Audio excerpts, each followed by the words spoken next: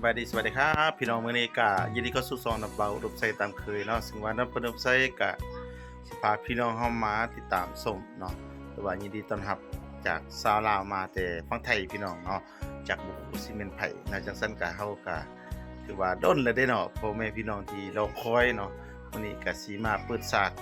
ให้พี่น้องได้ฮู้ได้เห็นตัวจริงเนาะเพิ่นมาจังไดเพิ่นอยู่จังไดเพิ่นกินจังไดก็เฮามาถามข่าว ทักทายถามข่าวนํเพิ่นเนาะเพิ่นว่าก่อนเพิ่นสิอ่ามาก่อนสิไปฮอด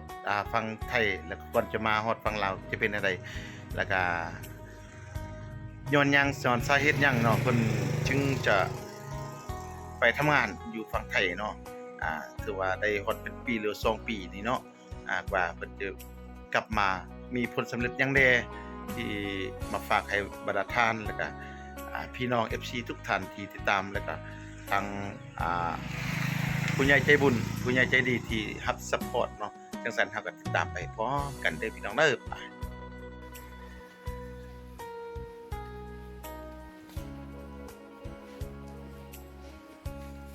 นี่สบายดีสบายดีสบายดีอ้าวนี่พี่น้องน้องดาวสาวลาวที่พี่น้องรอคอยรอท่าคือว่ามาเลยนะพี่น้องเอ้ยอยู่บ้านอยู่ช่วงมามื้อใดนี่มาได้จักมื้อแล้ว3-4 มื้อแล้วเนาะป้าโถเป็นจังไดอยู่ไทยม่วนบ่จังไดอยู่ไทยก็สบายดีบ่บ่ค่อยสบายจังไดคิดฮอดพ่อแม่เฮ็ดเวียกอยู่พุ่นได้หนักบ่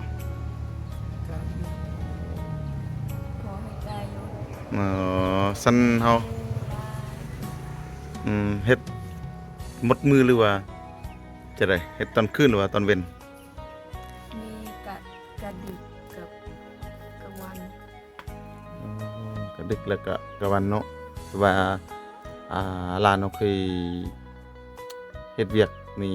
มันจะเปลี่ยนกันแม่นบ่เปลี่ยนเป็นกะเนาะเป็นกะเนาะโอ้เป็นแม่บ้านหรือว่าเป็นหยังบางวันกะอยู่กลางวันบางวันก็อยู่กะดึกโอ้กะเฮ็ดอยู่หาน KFC โอ้เคยฮู้แม่นบ่ทำอิฐไปฮู้บ่บ่ ครั้งแรกแม่นบ่เออแล้วน้องดาวไปได้จักเดือนอยู่พุ่นฮอดปีอ่ะก็ได้ฮอดปีแล้วก็กลับบ้านเลยอ๋อพอดีฮอดปีเนาะปีกายก็ไปเดือน4แม่นบ่เดือน3ปีนี้ถือว่ามาเดือน3เนาะจะได้ครบรอบปี1นะแม่นบ่อ๋อแนวใดอยู่พุ่นก็พี่น้อง FC เขามายามมาเยือนบ่มาแบบว่าเขาบังเอิญออกไปเที่ยวไปช้อปปิ้งแล้วมีพี่น้อง FC ที่รู้จักเขาทักทายบ่มีบ่มีไปเที่ยวบ่มีแต่ว่า FC ไปหาอยู่บนเฮ็ดเวียกอ๋อจังได๋รู้สึกจังได๋เขามาหานี่รู้สึกดีใจบ่ดีใจอ๋อดีใจคือกับพ่อกับแม่ตัวเองแม่นบ่พี่น้องอันนี้ก็ถือว่าน้องดาวก็เพิ่นก็จังซั่นก็ขอบอกขอบใจขอขอบคุณเพิ่นเนาะแม่นบ่ที่มาเยี่ยมมายามแม่นบ่เพิ่นก็ฝากความเป็นห่วงเป็นใยแม่นบ่เพิ่นก็ฝากความเป็นห่วงเป็นใยแม่นบ่อ๋อเนาะซึ่งว่าเพิ่นหลายคนหลายพี่น้อง FC เอาถามหาว่าโอ้น้องดาวเฮ็ดเวียกอยู่ไสอันนี้ก็บ่ฮู้มีแต่ฮู้ว่าอยู่ฝั่งไทยเด้อสิน้องดาวอยู่บ่อนใดบ่อนเฮ็ดเวียกน่ะก็บ่ฮู้เด้นี่ลองสิแจ้งให้อยู่ลาดพร้าวอยู่ลาดพร้าวโอ้อยู่ลาดพร้าวแล้วมันอยู่ในภายในกรุงเทพแม่นบ่เป็นกรุงเทพแม่นบ่ลาดพร้าวโอ้ติดทะเลบ่ไปฮอดทะเลก็4 ชั่วโมง4 ชั่วโมงป้าแสดงไกลเนาะแล้วน้องดาวไปบ่เที่ยวทะเลบ่เคยไปจักเทื่อเนาะโอ้เนาะไปไทยตลอดแต่บ่เคยฮอดทะเล จักมันกว้างมันใหญ่มันน้อย เอาอยู่พุ่นฉันกินข้าวมื้อหนึงจะขาบเลยอยู่พุ่น ขับหนึ่ง ว้าเนาะเบิ่งพี่น้องน้องดาวนี่ตอนอยู่บ้านกับตอนไปทำงานอยู่พี่น้องฝั่งไทยมาเป็นอะไรต่างกันหรือกันเบิ่งมือเอามือย่อเบิ่งดูอ่าเนี่ยอะไรยังข้าวคือเก่าหรือว่าดำขึ้นวันนี้ว่าดำขึ้นแล้วเด้อตากแดด อ๋อว่าอยู่พุ่นกินข้าวเจ้าข้าวเหนียว กินข้าวเหนียว กินข้าวเหนียวเขาเลี้ยงบ่เขาหรือว่าเขาซื้อกินเอง เขาซื้อกินเอง เขาซื้อกินเองเนาะโอ้ใช่ว่ามือหนึ่งตกอยู่ประมาณจักร้อยแต่เราซื้อกินเอง เขาดี100 100ถือว่า บาง กิน วันก็50 บาท โอ้แสดงว่ากินเป็นหยัดเนาะ ถ้าว่าเขากินผู้เพื่อกว่านั้นแม่นบ่ แมน โอ้แสดงว่า กินลายก็100 กว่าบาท โอ้แสดงว่าของกินอยู่ฝั่งไทยยังถือกว่าเนี่ยเนาะถือกว่าฝั่งลาวเนาะอ๋อทางลาวนี่ไปเป็นทงไปก็บ่พอเด้อพี่น้องเนาะจังซั่นก็จะไปจากบ้านจากเรือนเพื่อนสอกเงินสอกคำมาสอกช่วยพ่อช่วยแม่แม่นบ่เดี๋ยวได้เฮือนนี่สำเร็จแล้วบ่นี่เบิ่งนี่อะไรเฮือนนี่อ๋อยังเด้หือเพดานได้ปูเลยแมันบ่ติดแล้วเนาะเดี๋ยวนี้ยังนี่ ยัง ยังทาสีเนาะโอ้พี่น้องอันนี้เพิ่นก็มาเบิ่งกวดกาขึ้นผลงานที่เพิ่นไปมาพี่น้องนี่พี่น้องที่เพิ่นไปมาก็ได้สำนีได้พี่น้องเอ้ยติดเพดานติดไฟแล้วก็ยังทาสีติดปองเยี่ยมเรียบร้อยแล้วตะกะโลในโอ้เนาะดีใจบ่ดีใจบ่ ดีใจที่ อ่า งานงามคือเพิ่นอยู่ โอ้เมื่อก่อนเป็นยังไงเมื่อก่อนเพื่อนหลังนี้บ่โอ้น้องดาวเกิดที่นี่บ่ โอ้อันนี้ยังรักษามูลคือเก่าพี่น้องเอ้ยบ่ทิ่มบ่ปะเนาะยังปะไว้เนาะอ๋อฉันเป็นได้มาอยู่นี่ได้ถือว่ามาได้3 มื้อ4 มื้อแม่นบ่จักมื้อจะอาทิตย์แล้วบ่ฮอดอาทิตย์เนาะ 3-4 มื้อ 3-4 มื้อเนาะโอ้แสดงว่าจากอยู่ฝั่งไทยพุ่นมาฮอดพี่จักมื้อมาฮอดนี่ 2 มื้อ 2 มื้อมาฮอดพี่ขี่รถไฟบ่ทางไทย ทั่ว ทางไทยขี่รถทัวร์จากกรุงเทพมหานครมาฮอดอยู่หนองคายหรือว่าฮอดอยู่ไส ตั้งมอสิดโฮดหนองคาย อ๋อหมอชิดเฮ้ยได้ยินเขาว่านี่หมอชิดเนาะหมอชิดฮอดหนองคายเนาะโอ้ถือว่าอ่าเงินเดือนบ่แม่นเงินอันค่าเฮาเดินทางนี่จากหมอชิดมาหาหนองคายนี่แพงกว่าบ่จักประมาณจักพัน คนละ300 300 บาทป๊อดแสดงดีเด้พี่น้องเอ้ยถ้าเป็นลาวเขาก็สิแม่นเป็น 4-5 แสนบุติเนาะแม่นบ่ถือว่าดีใจเนาะมาฮอดเรือนฮอดซานได้จากหนองคายได้นอนบ่หนองคาย บ่ได้นอน ได้นอน จากมอสิด ฮอดหนองคาย หนึ่งฮอดหนองคาย8 โมงเช้า 8 โมงเช้าโอ้จากอยู่มอซิดนี่ทุ่ม1 ทุ่มเนาะแม่นบ่ฮอดอยู่หนองคายแม่น8 โมงเช้าโอ้ว่าจากอันน่ะ8 โมงเช้าก็ต่อรถไฟมาเลยมาบ้านเราเลยเอ้าเนาะแม่ได้ทางบ้านทางเมืองเพิ่นเป็นอะไรต่างแตกต่างบ้านเฮาบ่ จ้า เจริญเนาะแม่นบ่อยู่พุ่นอยากบ่อยากกลับบ้านเด้บัดนี้ เนาะใจสองใจใจหนึ่งอยากอยู่ใจหนึ่งอยากกลับ อ๋อ สุดท้ายก็ได้กลับ ฉันมาอยู่พี่จะได้เฮ็ดสวนเฮ็ดไร่อ่ะ ปีนี้เฮ็ดไทย ปีนี้ได้เฮ็ดไร่อ๋อปีนี้แสดงว่าได้มาเฮ็ดไร่เด้บัดนี้อ๋อแล้วนั่นจะไปอีกบ่ ยัง ฮู้เถื่อเนาะเป้าหมายก็คือเฮ็ดไร่ไปก่อนพี่น้องเอ้ยอ๋ออ่าแต่นี่เพิ่นก็ได้ภูมิใจว่าตัวเองได้เฮือนคือเพิ่นแล้วเพิ่นเฮ็ดสิมั่งตัวเองก็อย่านอนเฮือนสิมั่งแล้วเพิ่นก็ว่าดีใจสุดแล้วเนาะไปทุ่มเทนี่ไปอยู่ไทยได้จักปี2 ปีแล้วเนาะไปเทื่อที่1กลับมาแล้วก็ไปอีกแม่นบ่อันนี้เป็นรอบที่2แม่นบ่ที่สิกลับมาแม่นบ่เดี๋ยวนี้จะเล่นสงกรานต์หลังจากสงกรานต์แล้วค่อยเว้ากันเนาะพรรณนากันตื้มเนาะอ่าเชิญชวนเขามาเที่ยวเด้อ อยากส่วน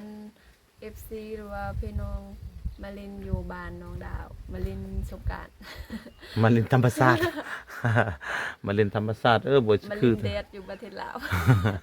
อยู่บ้านเนาะอยู่บ้านชุมพรเนาะโอ้อยู่บ้านเฮาบ่ค่อยได้ลิ้นม่วนปันคือเขาแน่เนาะลองมาสัมผัสบรรยากาศจังเด้อเนาะดาวเพิ่นก็ชื่นชวนให้พี่น้องมาเที่ยวมาชมได้เนาะอ่าอันนี้ระบาดลมไส้ก็สิมาสัมภาษณ์ให้พี่น้องได้ฮู้การไปมาการอยู่การกินของน้องดาวเนาะเพราะว่าน้องดาวเพิ่นอยู่จังไดมาจังไดพี่น้อง FC เขาก็เป็นห่วงหลายเนาะจังซั่นน้องดาวก็สิอ่า มีอยากขอบใจเพิ่นว่าแนวใดเนาะที่เพิ่นคิดฮอดเราเป็นห่วงเป็นใยเนาะ โดยก็อยากถาม FC หรือว่าพี่น้องเฮาเนาะลืม พี่น้องเฮาลืมน้องดาวแล้ว เพราะว่าน้องดาวบ่ได้ออก YouTube ได้เป็นปี2ปีแล้วเนาะ เขาทวงหาตลอดเด้อเนาะอันนี้ แต่ว่า FC ยังบ่ได้ลืมน้องดาวก็ต้องขอบขอบคุณแล้วก็ ขอบคุณขอบใจ FC ที่บ่ลืมน้องดาว อ๋อน้องดาวตัวยังบ่ลืมบุญคุณที่เพิ่นทวงหาเนาะเพิ่นก็ถามว่าเป็นหยังคือไปเฮ็ด YouTube ลงเด้น้องดาวสิเป็นจังไดหรือว่าเป็นโทรศัพท์บ่ดีบ่หรือว่าเป็นจังได โทรศัพท์ที่เล่น YouTube พังแล้ว เอา เพแล้ว พังหมดแล้วเนาะคือว่าบ่เหลือแมันบ่อ๋อจังซั่นสมพอสาเหตุอันนี้จึงเฮ็ดให้ YouTube บ่ได้ลงแม่นบ่ แม่ เดี๋ยวนี้ใช้โทรศัพท์ใช้บ่ได้แม่นบ่ อันนี้มัน ตกเก่า พระมัน ตกเก่า เล่นนึงมันฮอน เล่นบ่ได้อ๋อสาเหตุที่พี่น้องเคยถามหาก็คือคำตอบน้องดาวก็สิตอบมาย้อนโทรศัพท์ที่น้องดาวมักถ่ายลงคลิปแม่นบ่พังไปแล้ว1ประตูแล้ว แต่ได้2ปีแล้วแม่นบ่บ่ได้ลงคลิปเนาะโอ้จังซั่นน็อตบาวดอกไส้ก็ต้องขอขอบคุณแทนน้องดาวที่เป็นห่วงเป็นใยและคิดฮอดคิดถึงน้องดาวโดยมาตลอดเนาะได้ซัพพอร์ตมันบ่จังไดก็น้องดาวก็จะขอขอบคุณพี่น้องที่ซัพพอร์ตมันบ่น้องดาวให้ประสบสำเร็จเฮือนซ่องบ้านอยู่เนาะแมันบ่ไม่ว่าจะทั้งแรงงานทั้งทุ่มเททั้งแรงงานและก็ทั้งแรงกาย แล้วก็ทางน้ำใจทัก FC ผู้ใหญ่ใจบุญแม่นบ่ผู้ใหญ่ใจดีที่เคยซัพพอร์ตน้องดาวมาแม่นบ่ตลอดแม่นบ่ถ้าบ่ตรงนั้นเฮือนเฮาจะแล้วบ่ บ่แล้ว บ่แล้วเนาะแม่นบ่ทางนั้นน้องดาวก็จะได้อยู่เฮือน อันนี้ หลังนี้เนาะ โอ้น้องดาวก็ดีใจโอ้จังได๋ถ้าแล้วก็อยากเชิญชวนเขามาขึ้นเฮือนใหม่นำบ่ ก็อยากเชิญชวน FC เนาะมา ชมผลงาน มาชมผลงานแม่นบ่แล้วก็ผู้ใหญ่ใจบุญมาชมผลงานตัวจริงเนาะถือว่าประสบความสำเร็จไปแล้วเด้อเนาะอันนี้ก็ถือว่าเฮ็ดเฮือนนี่ได้จักปีแล้วเด้ เข้าสอง 2-3 ปีนี่เนาะตอนนี้การประสบความสำเร็จก็ถือว่ามาฮอดมาถึงแล้วเนาะปีใหม่ก็เข้าไปนอนได้แล้วเนาะโถ ก่อนจะเสร็จมันไม่ได้ง่ายเลยนะ ต้องจากบ้านจากเรือน จากความคิดฮอดจากพ่อจากแม่แมันบ่โอ้ไปอยู่พุ่นคิดฮอดตอนไปทำอิฐนี่ย่านบ่ ตื่นเต้นแล้วก็ยานแบบตัวเองเฮ็ดเวียกบ่ได้ อ๋อบ่ฮู้ซั่นน่ะเนาะอยู่นอกมีแต่เสียหญ้าบายหญ้าทางสวน เนาะโอ้ละพี่น้องเนาะแต่ว่าการสัมภาษณ์ของน้องดาวก็แต่ว่าจบได้ส่ำนี้เนาะพี่น้องเนาะแต่ว่ามือใดมือหนึ่งก็ถ้าว่าน้องดาวเพิ่นเฮ็ดหยังเนาะนำเบาใส่ก็สิอัปเดตลงให้พี่น้องเฮาได้ติดตามไปพร้อมกันไม่ว่าจะแต่งโคกบโคกินน้องดาวจากอาดายุงไทยมาสู่ทางลาวสิเฮ็ดได้เรื่องของกินหยังเป็นคือเก่าบ่อันนี้พี่น้องสิเอาให้พี่น้องเฮาได้ชมกันตื่มอีกเนาะเอาละพี่น้อง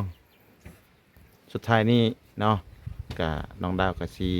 อวยพรให้พี่น้องเฮาทุกท่านเนาะกันผู้กันล่มกันได้จบแต่สำนี้เนาะ โดยก็ขอให้ FC ทั้งหลายอยู่ดีมีสุขภาพร่างกายแข็งแรง ขอให้ FC เฮาเล่นบุญปีใหม่ ให้มวลซืน อืม ไม่อยาก ก็อย่าลืมเนาะถ้าหากตึกอกตึกใจ ก็อย่าลืมกดไลค์กดแชร์กดติดตามนะเด้อ ให้กำลังใจน้องดาวก็บ๊ายบาย